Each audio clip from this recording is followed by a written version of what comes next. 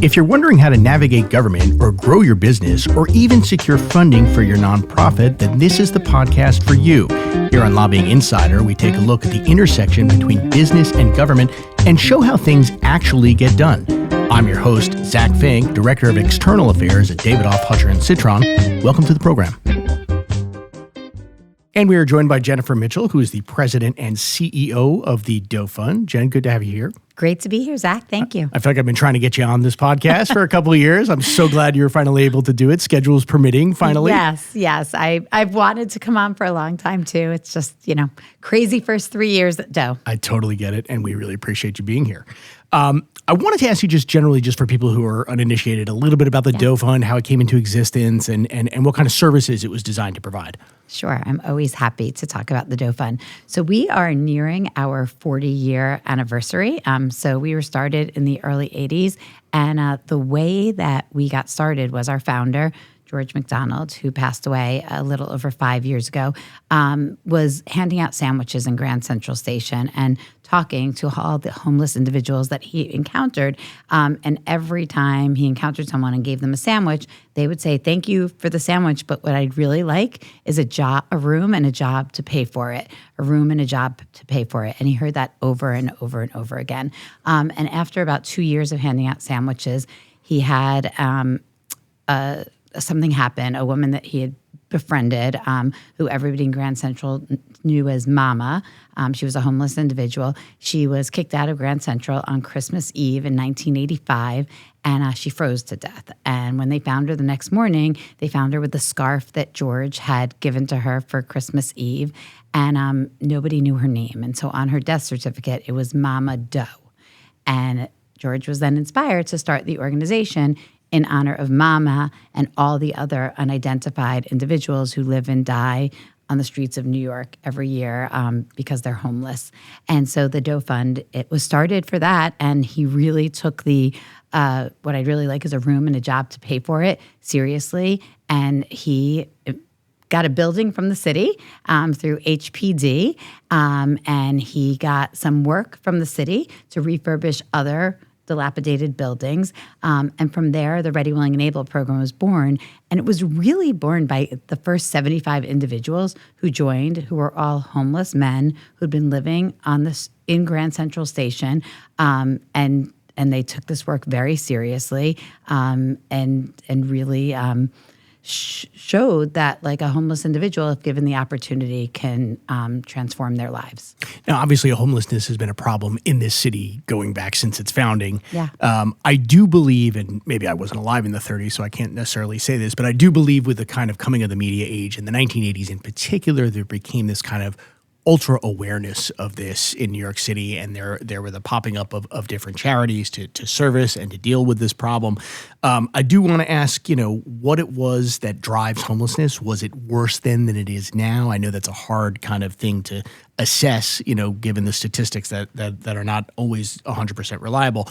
But was there something about that era that made it more aware? Was it an increasing media environment where people were suddenly seeing this on their television screens?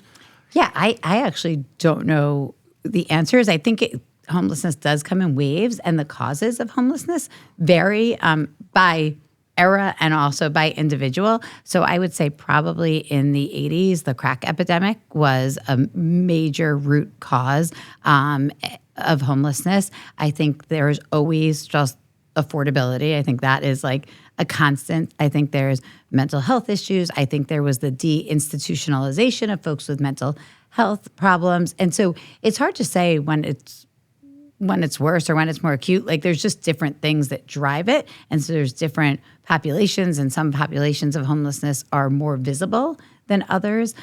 So I think right now we are at a really acute time for homelessness in New York City. Over COVID, there was, a lot of like de-density, and people that had been living, doubled up, maybe didn't feel comfortable living doubled up anymore. And so that created some homelessness. Then there was the migrant crisis, which created, another kind of wave of homelessness that looked different. And so, for me, it's always what's heartbreaking is that on any given night in New York City, there are thousands and thousands of people who are taking advantage of the shelter system. And I mean that in a good way. Like they're finding a bed to sleep in, and we have a right to shelter, and that's really important here in the city. And then there's folks who don't because of they're scared of the shelter system. They've had bad experiences in the shelter system, and they're sleeping on the streets. And that's just like, I don't believe in one of the wealthiest countries in the world and one of the wealthiest cities in the world that should ever be. And so, every day we work hard to engage folks and bring them from homelessness to a stability and opportunity. So it sounds like a confluence of events in the 80s, at least, that you just mentioned, which I think is spot on. And also that was a time where there was awareness of great wealth, right? There was kind of a celebration of Wall Street and, the amounts of money that people were making. We'd kind of come out of the fiscal crisis of the 1970s. So I guess there were a lot of New Yorkers who started to look around and say, this is not equal, right? There is absolutely disparity in this city, and there suddenly was more of an interest in maybe helping. Right. Well, and also the right to shelter. So people were, I think, very aware, especially at that time, that the New York City had a right to shelter. And so that when you're stepping out of your apartment building, you're stepping out of your office building, and there's someone sleeping on the sidewalk or someone asking for food, that we need to, and it's our responsibility to help find solutions to end that. And there are a lot of drivers, right? I mean, there are absolutely people who can't make ends meet in an expensive city. Can be mental health issues. There can be substance abuse. I mean, it's another thing where it doesn't all fit neatly into one narrative, right? There is, I've been in the New York City nonprofit homeless space for over a quarter of a century at this point, and I would say there's not one label. There's not a way to broad stroke. Everyone really has unique situations that bring them to being in unhoused and into a situation of homelessness. Okay, so that's something that I guess gets harder to address depending on what exactly where the resources need to go. I would imagine do they shift based on the need, or is it harder to direct it that specifically? Yeah, so I think that the Doe Fund is part of a vast array of providers who specialize in meeting the needs of different people who are struggling with homelessness and are in different situations, right? So for us, for most of our history, we have had the single male homeless service population has been kind of like where we work and where we are very convinced that our model is transformative. And so the Ready, Willing, and Able program that operates out of 3 transitional housing facilities that we operate in partnership with Department of Homeless Services, we offer the opportunity of a hand up, not a handout, of a paid training that involves paid work, that involves the opportunity to do advanced occupational training that treats people from day one with respect and dignity and love and support. And we've seen, over the years since we've been operating Ready, Willing, and Able, we have seen over 15,000 people get jobs, get housing, get both. And it's really something we're proud of, and it's a model we believe in and that we have seen work for many, many different people, not necessarily just one type of person that's coming from homelessness in one certain way. And that's certainly a program people have heard of. It's been very successful. It's well known. Tell us, I guess, a little bit more about it and how it started and what the goal is ultimately. I mean, it is a combination of giving people housing, but also, in some respects, a job and an ability to earn a living. Yeah. A room and a job to pay for it. Yeah. So what Ready, Willing, and Able is about a year-long program. And so folks come to us. They are referred to us through Department of Homeless Services. So they come in the door. We operate the shelters that we operate in partnership with Department of Homeless Services. And then in that shelter, we start off month 1, giving people a safe place to lay their head. We give them really delicious, amazing food that is made by our culinary team, almost all of whom are graduates of the Ready, Willing, and Able program. And then they get case management from amazing, dedicated, committed case managers. They work with people to develop an independent living plan. They take classes from our case managers and from our career developers and our workforce development specialists, everything from, relapse prevention and conflict resolution and hygiene and things like that to digital literacy, from how to use a computer, how to set up an email. Such an important thing these days, right? You And cannot because of the get a job. market, You cannot right, get a right. job without some digital literacy. And then we go into career essentials, and they get resume prep and get to practice their interviewing skills.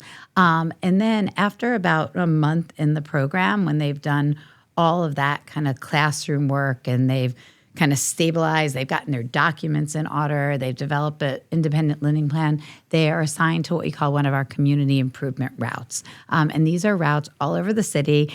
People recognize the folks from the Doe Fund in their bright blue uniforms that say Ready, Willing, and Able. And in partnership with business improvement districts like East Midtown, like Madison Avenue, downtown Brooklyn, Dumbo, Hudson River Park Trust, our folks cover over 115 miles of city streets each and every day, and they're keeping them clean. But what the people in the program they call it pushing the bucket. And while they're pushing that bucket and while they're keeping those streets clean and they're getting paid for it, they're also kind of getting themselves used to the habit of getting up for work, working really hard, getting home, taking some classes, getting home meaning back to one of our transitional housing communities, and then doing the same thing over again, getting paid for it at the end of the week, using that money to pay back debts they have, support their family, put food on the table.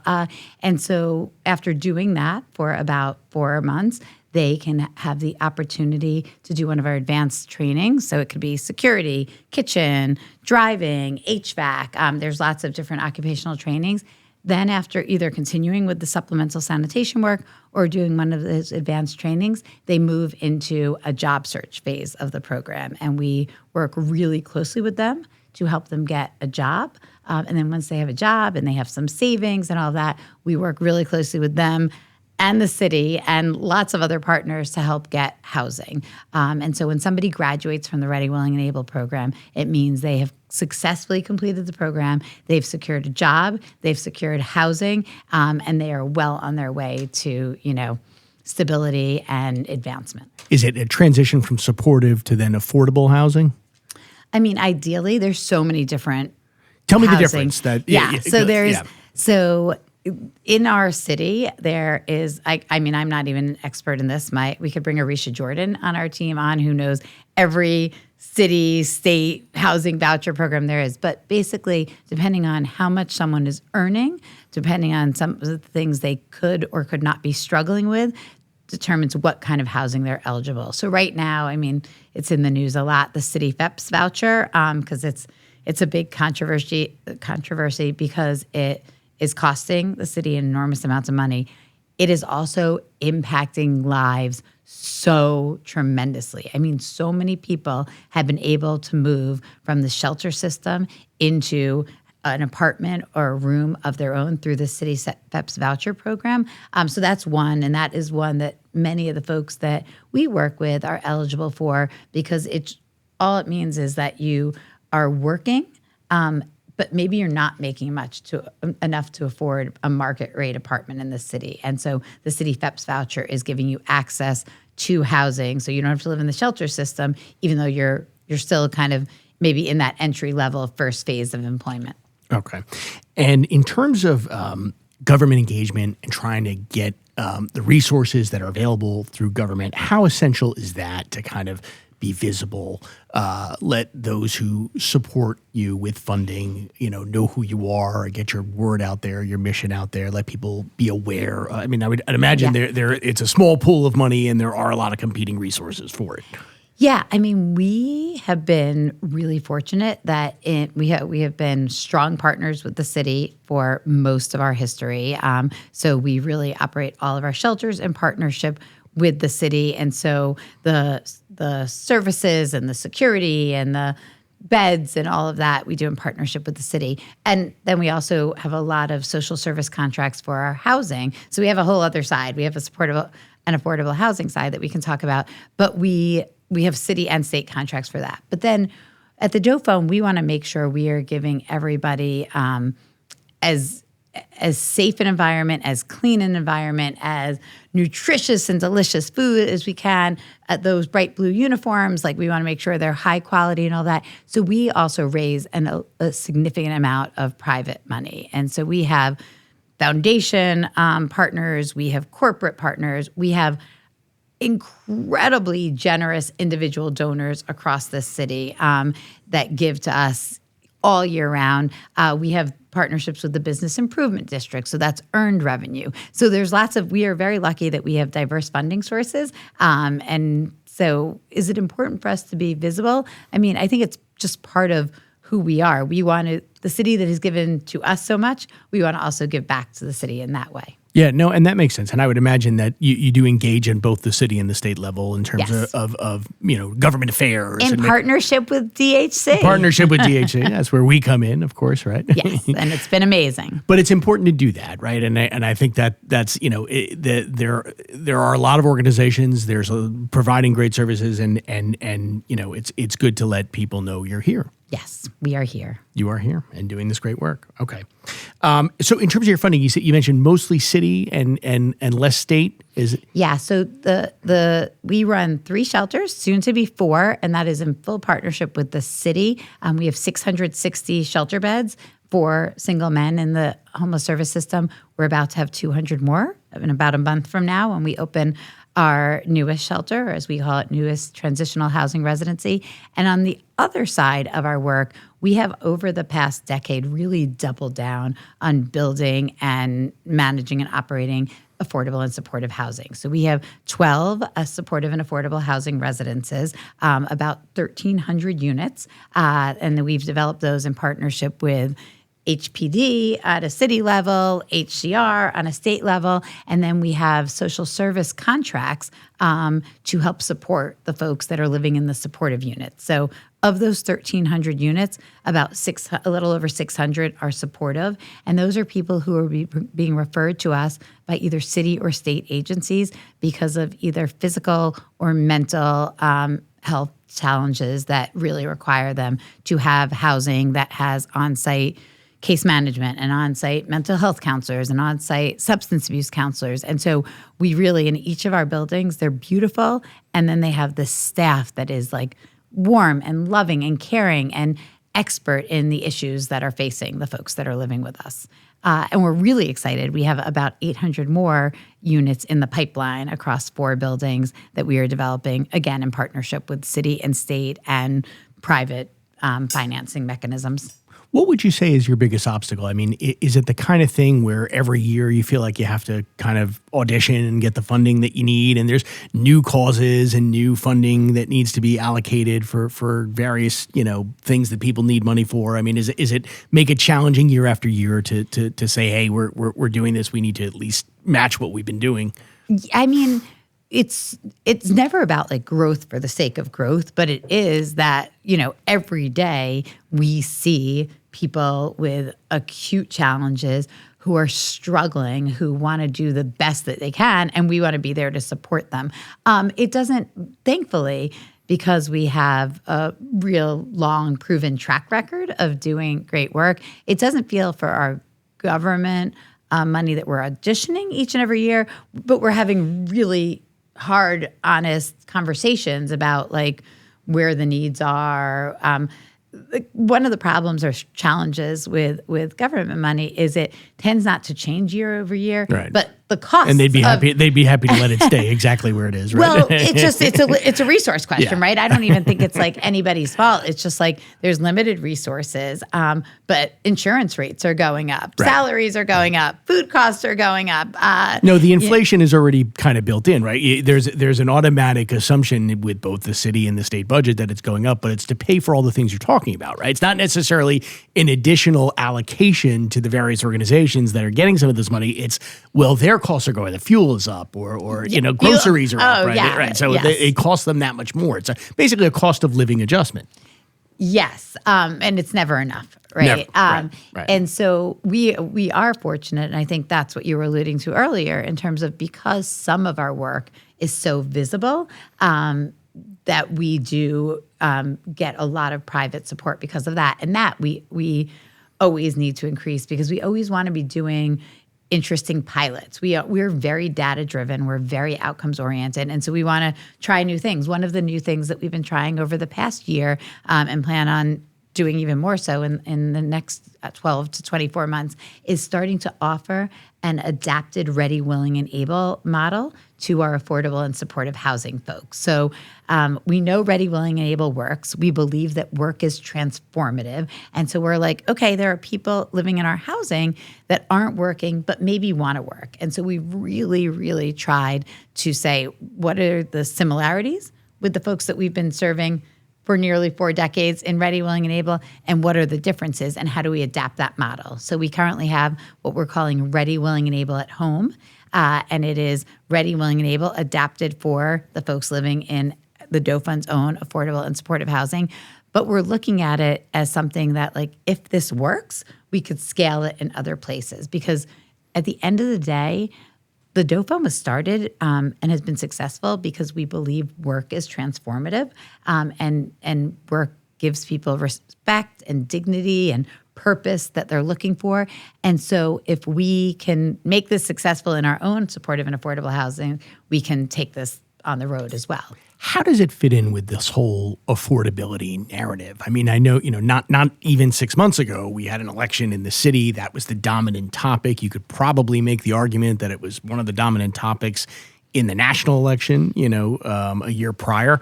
So there does seem to be a hyper focus on this, and government can solve some of those problems, but not all of them. But I mean, would you argue when people are talking about affordability, is it more the average person, or is it more people who are really, in a situation where that one paycheck could make a difference between them having a house, them being unhoused? I mean, I guess it's both, but.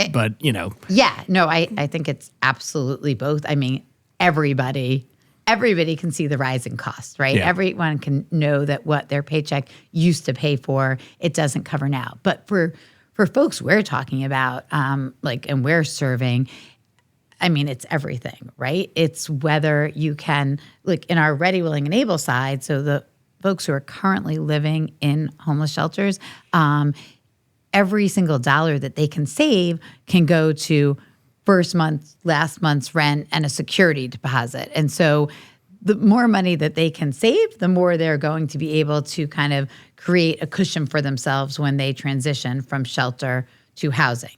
For the folks that are living in our housing, they're forced, if they're working or either working a very low wage job or not working at all, they're forced to make very hard decisions each and every month between rent and utilities and food costs and transportation costs. And so that's really hard. And then what Ready, Willing, and Able at home, what we've been learning through it is even folks who are on benefit programs, whether it's SSI or public assistance, there are what's the word on? There are parameters on how much they can work or how much they can earn outside of that.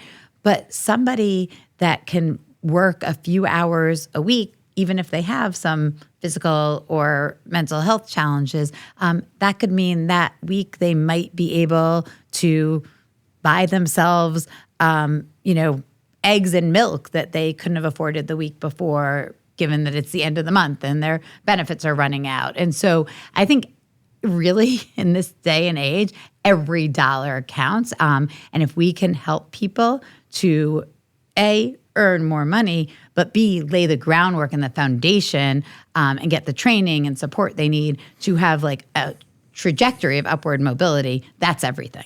And the choices you just outlined, I mean, that's got to be any family's nightmare, right? Where you're deciding between one crucial thing or another. And it does feel like in the last few years, which is the reason the kind of affordability narrative has been so prominent, is that more and more higher up the sort of income chain, those people have, people in general have been forced to make those choices. Yes. Who previously perhaps had not. That there was an expectation. It happens at the lowest thresholds, but it's really moved into the solid middle class, and that starts to scare people.